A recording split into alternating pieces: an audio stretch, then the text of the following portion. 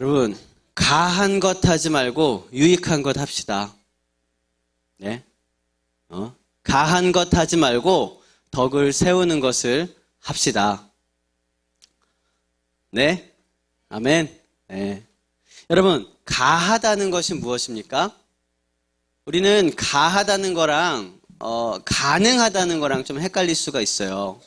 둘 다 뜻은 비슷합니다. 할 수 있다는 뜻이에요. 할 수 있다. 가하다는 것도 할 수 있다. 가능하다는 것도 할 수 있다인데 약간 차이가 있죠.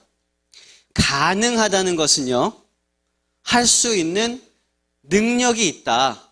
할 수 있는 능력이 있다라는 것이고요. 가하다는 것은 뭡니까? 허락받았다라는 거죠. 합법적으로 해도 된다라는 것을 말합니다. 그러니까 오늘 말씀에 이렇게 보면은요, 가한 것, 모든 것이 가하다는 거예요. 모든 것이 다 허락되어졌다는 것입니다. 합법적으로 해도 된다라는 것입니다. 여러분이 지금 떠올리는 그 모든 것들이 다 해도 된다라는 것입니다. 한번 오늘 말씀을 보도록 할게요. 우리가 세상에 살아가면서 가한 것들이 뭐가 있을까요? 세상에 살아가면서 가한 것들 꽤 많이 있습니다. 이 세상법으로 따져서도 위법은 아닌 거, 법이긴 한데 법을 이제 어기는 건 아닌데 살짝 피해가는데 자기의 유익을 구할 수 있는 그런 거, 합법적인 거. 예를 들면 이런 겁니다. 운전을 하는데 옆차가 이렇게 끼어들려고 해요. 끼어들려고 합니다. 그때 우리는 어떻게 합니까? 양보를 하죠. 그런데 어떤 사람들은 양보를 하지 않고 앞으로 차를 바짝 붙이는 사람이 있습니다. 못 들어오게. 자, 앞으로 차를 바짝 붙여서 옆차가 못 들어오게 하는 거 위법입니까? 아니에요. 아닙니다. 그렇죠? 이런 거 말입니다. 이런 거. 이게 애매한 건데 이게 합법적이라는 거예요. 합법적이라는 거. 그런데 그렇게 앞으로 쫙 차를 붙이면 어떻게 돼요? 덕이 세워지지 않는 거예요. 덕이 세워지지 않는 것입니다. 또 이런 거 있죠. 차가 이제 여러 차선 있는 경우에 맨 오른쪽 차선은 보통 우회전이랑 직진이랑 같이 돼요. 동시에 돼요. 그래서 일반적으로 그쪽 차선 좀 비워두죠. 왜냐하면 오른쪽으로 빠지는 차들이 이제 잘 빠지라고 그렇게 하는데, 이제 직진 신호가 빨간불일 때, 여러분 운전하시는 분들은 딱 무슨 상황인지 딱 알 거예요. 벌써 빨간불일 때 그쪽에다가 차를 딱 갖다가 세워 놓으면 이게 법적으로 합법적입니까? 위법입니까? 사실은 합법적이에요. 괜찮아요. 왜냐면 거기 직진 차선이거든요. 그런데 그런 사람들은 어떤 사람이에요? 자기만 빨리 가려고, 자기의 유익만 구하고 이 한 차 때문에 뒤에 몇 차가 우회전을 못하고 기다리고 있는 거예요. 남의 유익은 구하지 않는 그런 사람입니다. 오늘 말씀하고 있는 거는요, 자기의 유익을 구하는 게 아니라 다른 사람의 유익, 그것이 비록 합법적이라 하더라도 자기 유익을 구하지 말고 다른 사람의 유익을 구하는 것, 덕을 세우는 그런 일들을 해라라고 오늘 말하고 있는 것입니다. 그러니까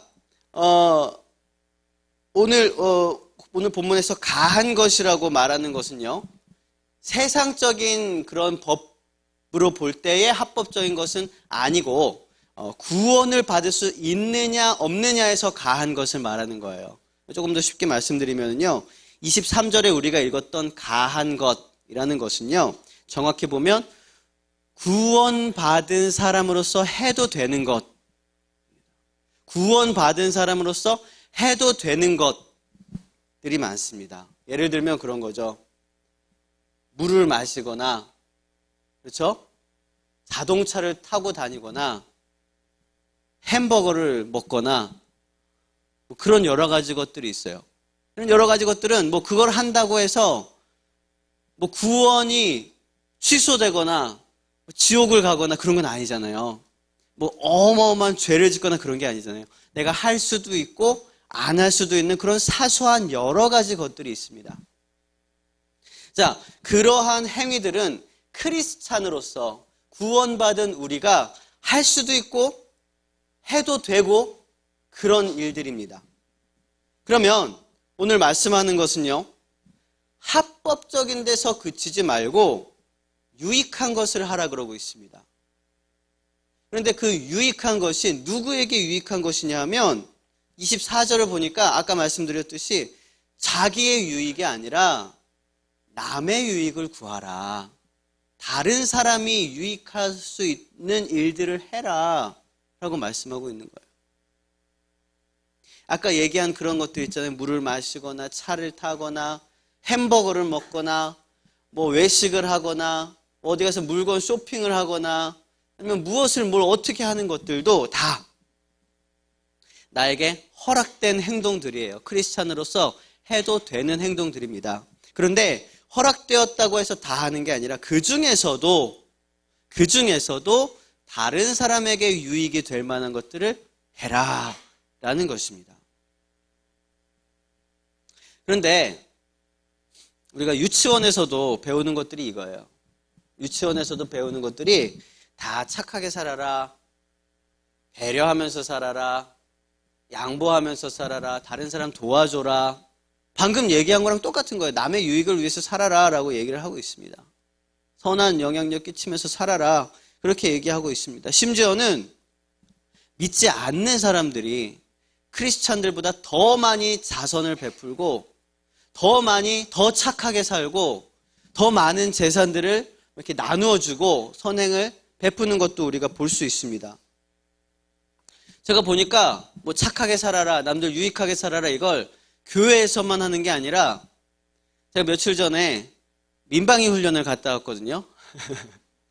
민방위에서도 그런 얘기를 하는 거예요. 민방위는 이제 국방부 소속이 아니라 동사무소 소속이 됩니다. 민방위에서는 뭘 가르쳐 줬냐면 이거 뭐예요? 심폐소생술을 가르쳐 줬어요. 그래서 갑자기 옆 사람이 탁 쓰러지면 심장을 움켜쥐고 쓰러지면 제일 먼저 보는 사람이 가서 심폐소생술을 하고 인공호흡을 해라 이러면서 이렇게 그걸 가르쳐 주더라고요. 굉장히 유익하잖아요. 나한테 유익한 거예요?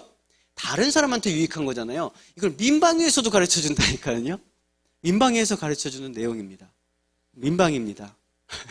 그런데 이런 세상의 가치로도 동일하다는 거예요.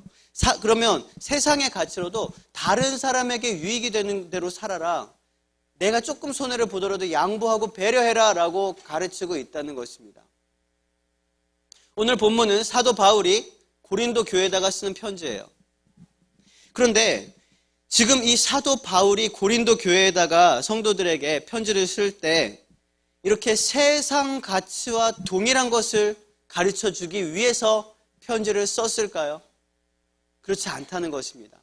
방법은 똑같아요. 남들을 위해서 살아라, 남들을 위해서 살아라, 덕을 세우면서 살아라, 도덕적으로 윤리적으로 살아라 라고 말은 하고는 있지만 두 가지는 의도가 다릅니다. 유치원이나 민방위에서 알려주는 남을 위해 살아라랑 지금 제가 말씀드리는 사도 바울이 이야기하는 성경에서 말씀드리고 있는 남을 위해 살아라랑 둘의 의도가 다릅니다. 목적이 달라요. 33절 말씀을 보시면요, 우리가 구해야 될 남의 유익이 있어요. 그런데 그 우리가 구해야 할 남의 유익은 결국은 뭐냐 하면 마지막에 보면 그 사람으로 하여금 구원을 얻게 하라. 그 사람이 구원을 받게 하기 위한 수단으로 그 사람의 유익을 구해줘라라는 것입니다. 수단으로. 우리가 손해봐 가면서까지 우리가 양보하고 우리가 배려하고 내 유익이 아니라 상대방의 유익을 구하면서까지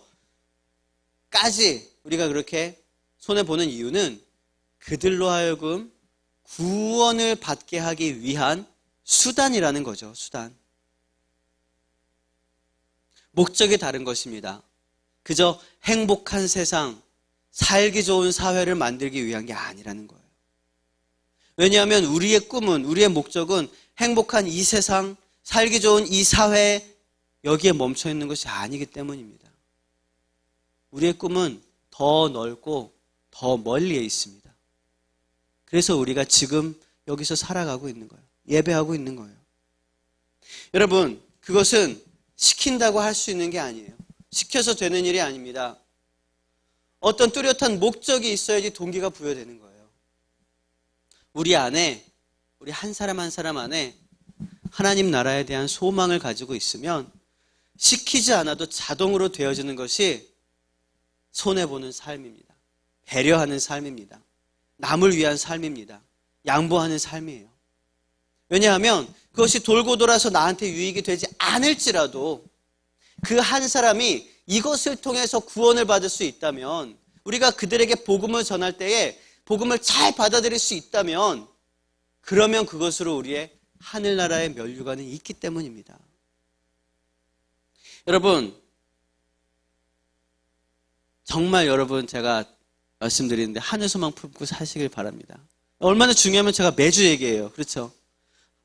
여러분, 그 꿈이 단 한 가지 강력한 소망이 여러분들의 삶의 이유가 되시길 바라요. 책상에 가만히 앉아 있다가도 하늘 소망, 하나님 나라 딱 생각하면 막 심장이 두근거리고, 버스를 타고 가다가도 그냥 아무 일도 없다가도 하나님 나라 생각하면 막 얼굴에 화색이 돌고 미소가 막 띄어지고, 여러분 막 그랬으면 좋겠어요.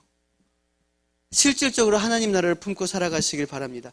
그래야지 여러분들의 하루하루의 삶의 이유가 명확해지는 것입니다.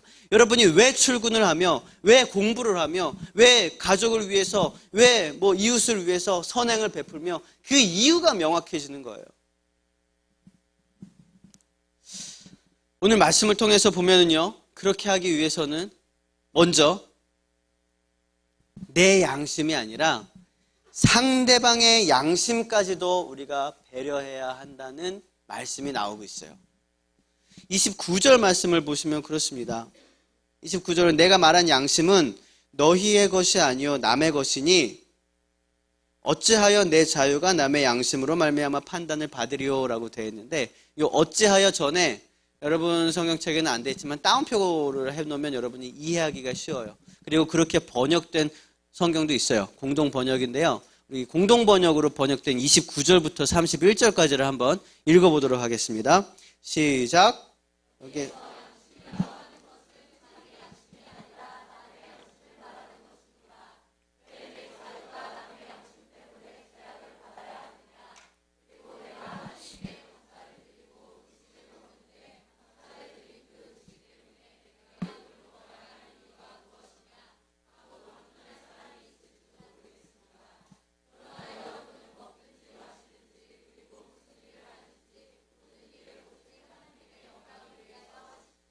네, 여러분 29절부터 31절까지의 말씀을 조금 쉽게 여러분들 번역을 한 거예요.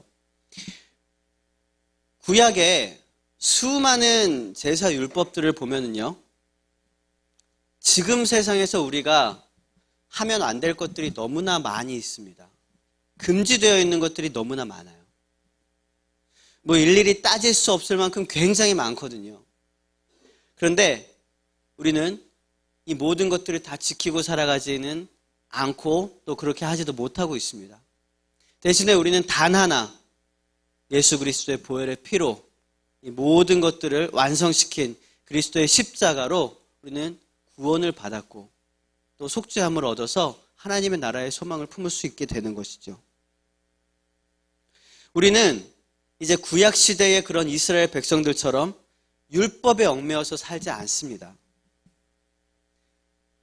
여러분들의 성경에도 있는 신명기 12장 3절, 23절에 보시면요, 이런 말씀도 있어요. 다만 크게 삼가서 그 피는 먹지 말라. 피는 생명인즉 네가 그 생명을 고기와 함께 먹지 못하리니 너는 그것을 먹지 말고 물같이 땅에 쏟으라 라고 말씀하고 있거든요. 우리는 피를 먹으면 안 돼요. 여러분, 선짓국이 피로 되어 있는 거 아시나요? 저는 선짓국을 먹을까요, 안 먹을까요? 어떻게 알아요? 먹는 거 봤어요? 좋아합니다. 잘 안 먹어요. 잘 안 먹어요. 좋아하긴 해요. 근데 같이 먹을 사람이 없어서 잘 안 먹어요. 난 선짓국 안 먹는데요. 여러분, 순대도 안 먹습니까? 순대에도 이렇게 피가 섞여 있잖아요. 붉긋붉긋한 것이 피라고 하는데, 그럼 나는 순대도 안 먹고 선짓국도 안 먹습니다. 나는 구약의 모든 율법을 지키고자 합니다. 하나님 나라에 나는 구약의 율법을 통해서 구원을 받을 겁니다. 제가 말씀 하나만 더 보여드릴게요. 신명기 14장 8절에는요, 이런 말씀도 있어요. 심지어 큰일 났어요. 돼지는 굽이 갈라졌으나 책임지를 못함으로 너희에게 부정하니 너희는 이런 것의 고기를 먹지 말 것이며. 삼겹살, 돼지고기. 그러면 안 먹은 사람 있어요? 큰일 났어요. 아주 단순하고 굉장히 어떤 좀 극단적인 예이긴 해요. 하지만 우리는 이제 이러한 모든 구약 율법으로부터 자유함을 얻게 되었다는 것입니다. 자유함을 얻게 되었다는 거예요.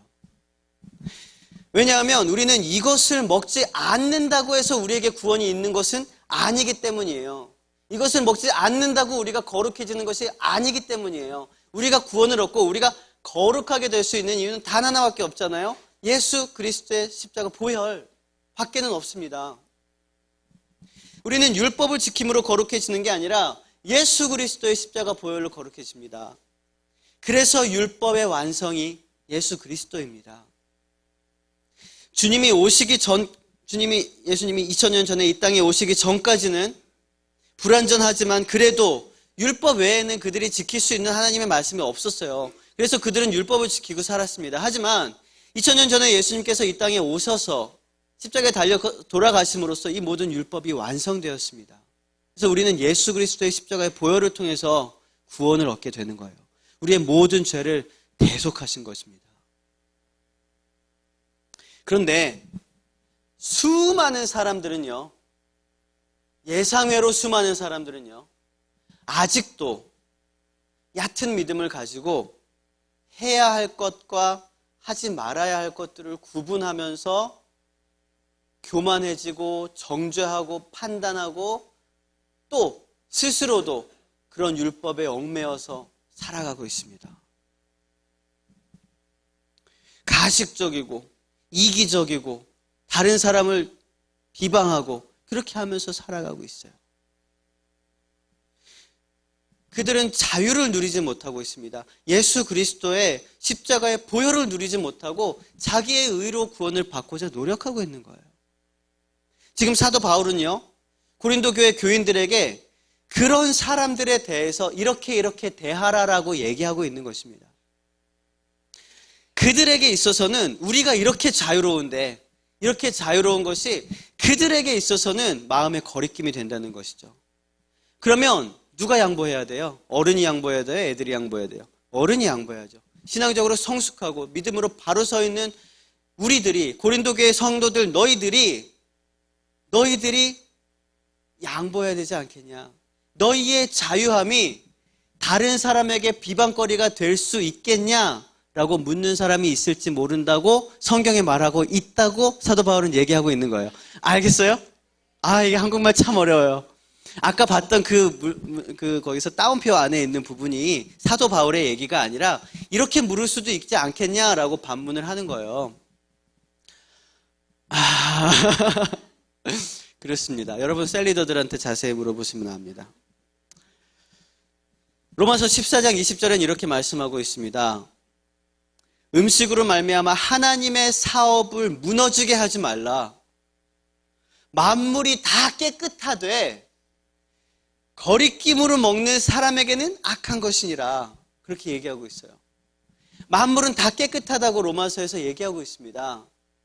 그 당시에는요, 이방신에게 제사를 드렸던 그 제사상에 올라갔던 제물 음식들은요, 굉장히 부정하다고 생각을 했습니다. 그런데 이방신의 제사가 얼마나 많이 있었는지 그 이방신의 제사가 있었던 다음에 그 제물들의 음식들을 싹 모아다가 다시 시장에서 내다 팔았어요. 그러니까 이게 이해가 가겠죠. 그러니까 시장에서 어떤 음식을 사 먹을 때에 너희들의 양심을 위해서, 그들의 양심을 위해서 그 음식이 제사상에 올라갔던 음식인지 제물이었는지 묻지 말고 먹어라 라고 하고 있습니다. 제물이었으면 우리는 먹어도 돼요. 왜냐하면 우리는 자유하니까. 하지만 우리 곁에 있는 사람들, 파는 사람들, 누군가는 저거 제물인데 먹네? 저거 찝찝하지 않나? 저거 먹어도 되는 건가? 시험에 들 수 있는 사람들이 있다면 우리는 그것을 안 먹을 수도 있어요. 먹을 수도 있고 안 먹을 수도 있어요. 그건 우리는 자유로워요. 하지만 저들은 자유롭지 못해요. 믿음이 약한 자들이 있다면. 그래서 우리 자유로운 자들이 저들에게 저들의 믿음을 위해서 양보하고 우리가 저들을 위해서 배려하자는 것입니다. 왜냐하면 맨 마지막 33절에 나오는 그 모든 양보와 배려들의 이유는 저들도 자유함을 누리게 하기 위해서, 저들도 믿음으로 굳건하게 서는 구원을 받게 하기 위해서 그러자는 것입니다. 누군가 나의 자유로 인해서 거리끼게 된다면 우리는 하나님의 사업을 위해서 나의 자유를 내려놓을 수 있어야 됩니다. 우리의 목적이 무엇입니까? 우리의 목적은 그들로 하여금 구원을 받게 하는 것입니다.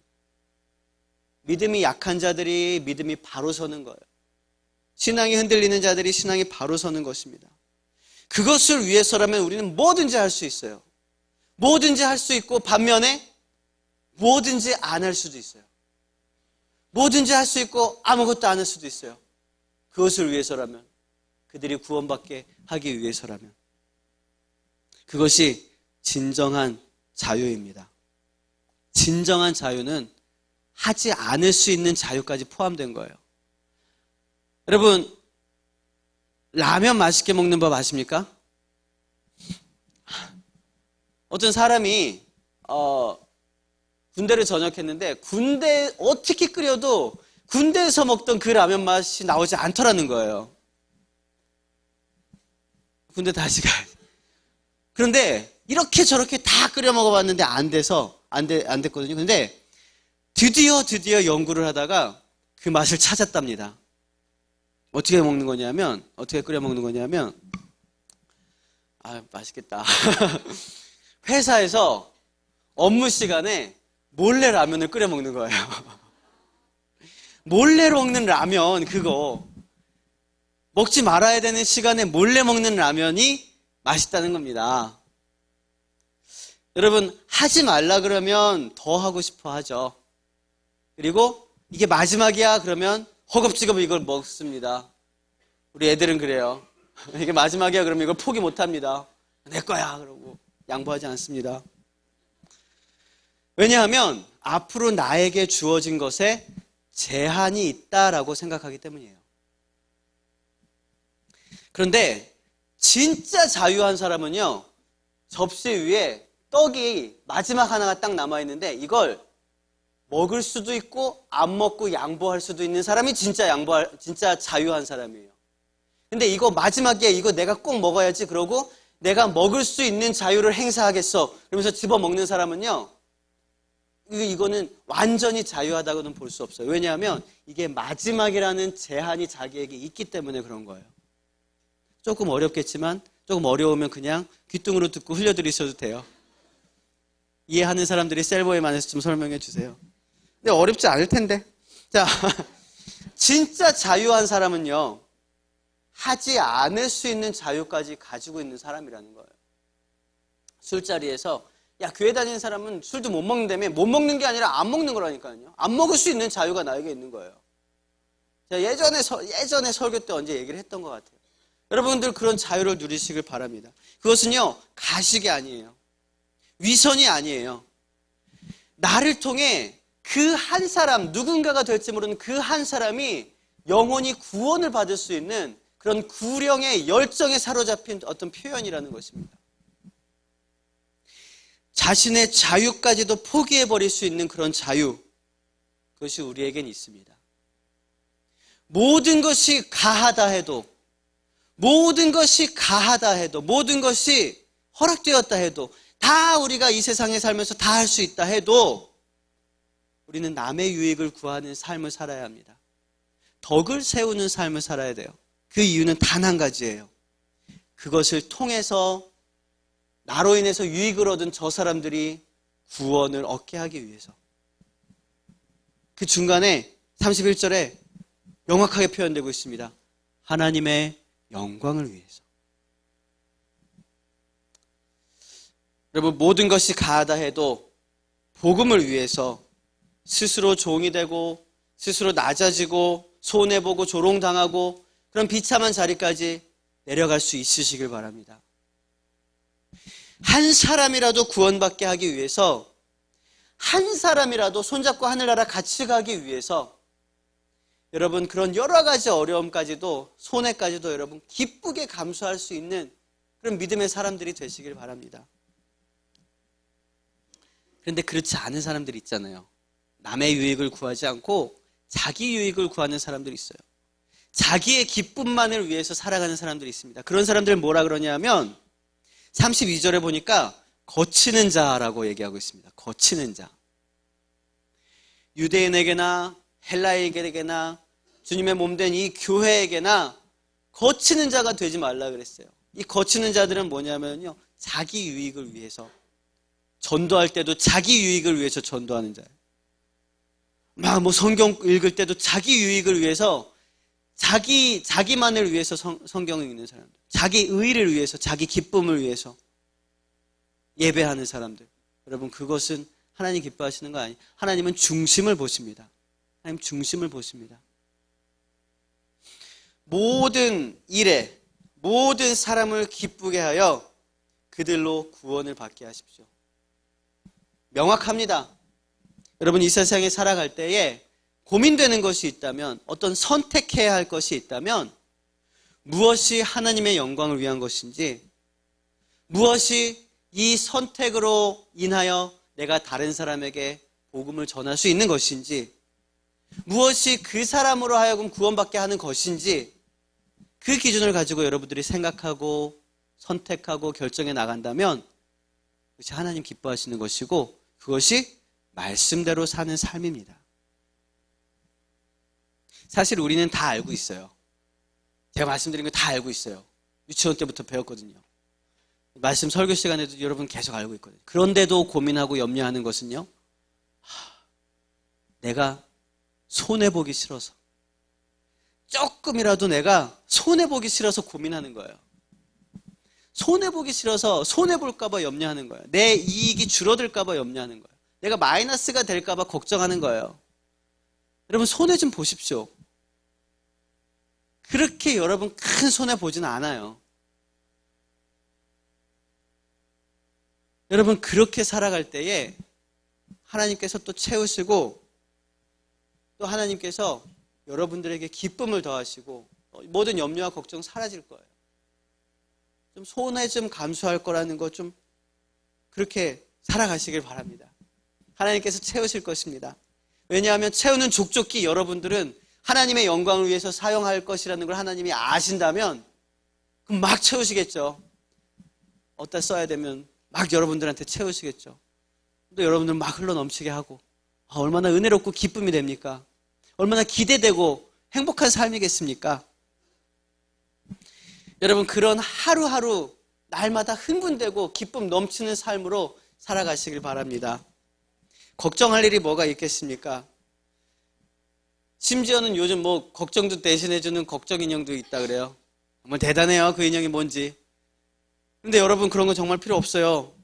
하나님의 영광을 위해서 내 삶을 주님께 올려드리고 하나님의 기쁨이 되어지는 그런 삶으로 주님 앞에 결단한다면 우리의 삶은 걱정 인형 있는 삶보다 더 행복하고 더 기쁘고 더 흥분되고 기대되는 그런 삶이 될 것입니다.